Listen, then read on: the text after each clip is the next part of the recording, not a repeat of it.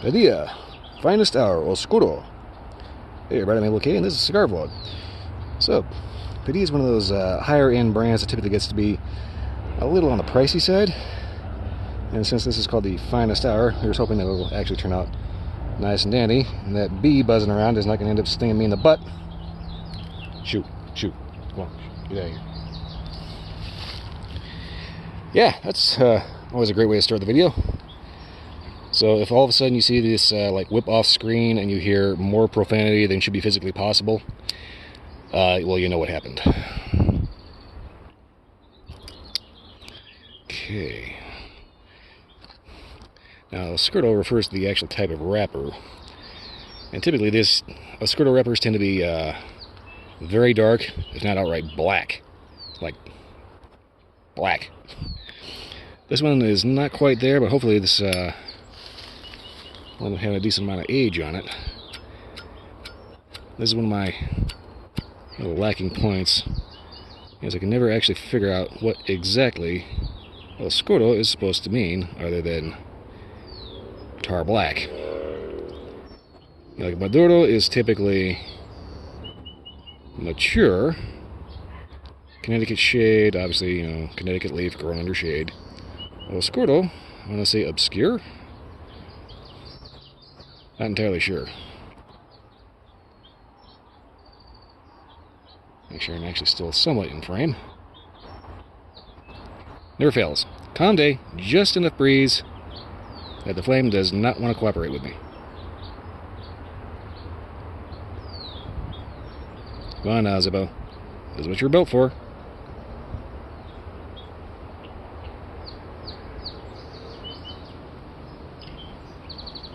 Well, let's face it, Zippos are kind of built for cigarettes instead of the big ones.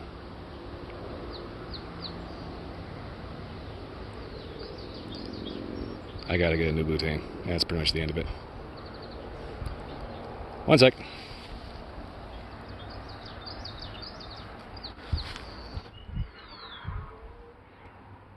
And there we go. About as lit as that's going to get without turning it into barbecue.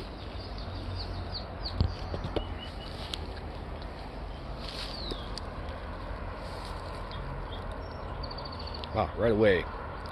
Clean tobacco, little cocoa, no spice at all.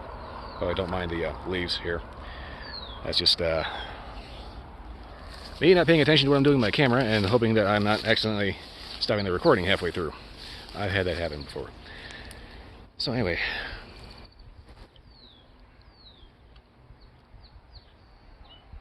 yeah, this one's gonna be good. Right off the bat, you get a nice kind of cocoa mocha coffee kind of thing going on. Like I said, no spice, very nice.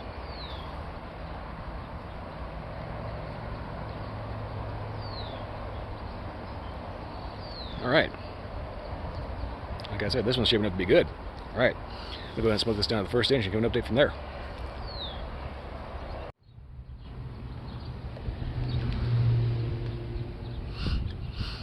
Well, I'd say it looks like about solid first inch in. So far, just look at that little bit of coffeeness, but there's also a little bit of a spice, in the form of like a baking spice. A little bit of leatheriness, a little earthiness. I'm not saying earthiness, but I'm thinking more kind of a leathery note.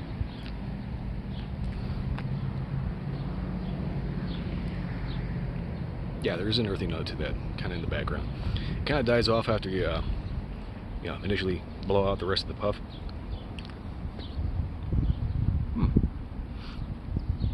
Overall, interesting flavors, complex. Definitely going to be an interesting bout trying to figure out exactly what stands out in this one, because there's a couple of things that stand out, which is good. Beyond that, though, nothing's really kind of taking the forefront here, except there's another freaking bee about to unmake my day. So I'm gonna go ahead and make this little band down here, smoke this up to the halfway point, see if anything kind of starts soloing.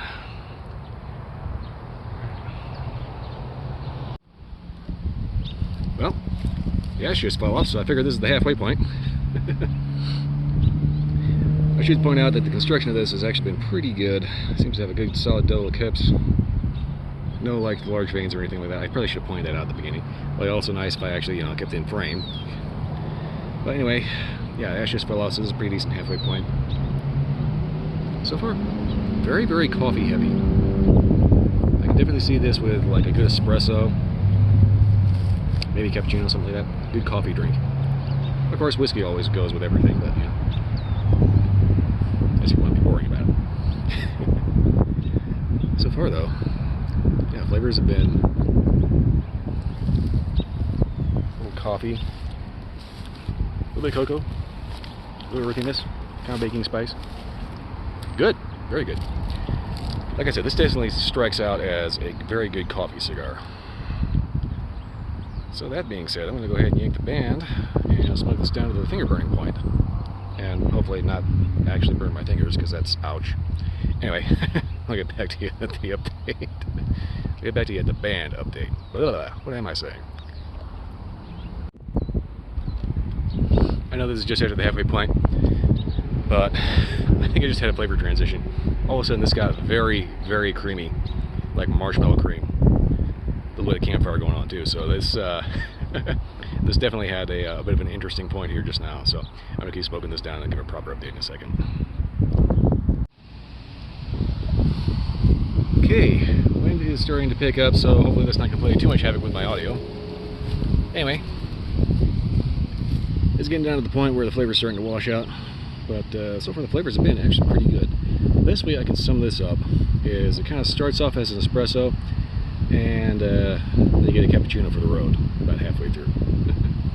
Like I said, this has been an excellent coffee cigar. Starting off with very good kind of coffee, slightly cocoa notes, touch of earthiness. Then right about the halfway point, if I can actually speak, flavor transitions to a lot creamier, almost cappuccino type of sensation. Thank you, loud motorcycle. So far though, Padillas tend to be a little bit on the pricier side, but they are definitely worth the money. If you definitely pick these up, I would absolutely recommend them. Not much else to say about it, other than it's a good cigar for coffee, having a good chat. Maybe pick them up around the holidays or something like that. Anywho, not a whole lot else to say. If you like this review or any other review, like, subscribe, let me comment. Let me know if you've had a different experience, or better yet, let me know if there's anything you'd like to see reviewed, because I'm kind of running out of subject matter. Yeah, anyway. Don't forget to check out my Twitch stream, Sundays and Wednesday night, midnight to 2 a.m. If you can't catch the live broadcast, it's for like 2 weeks or something afterwards. Anyway, that's all I got. I'll see you next time.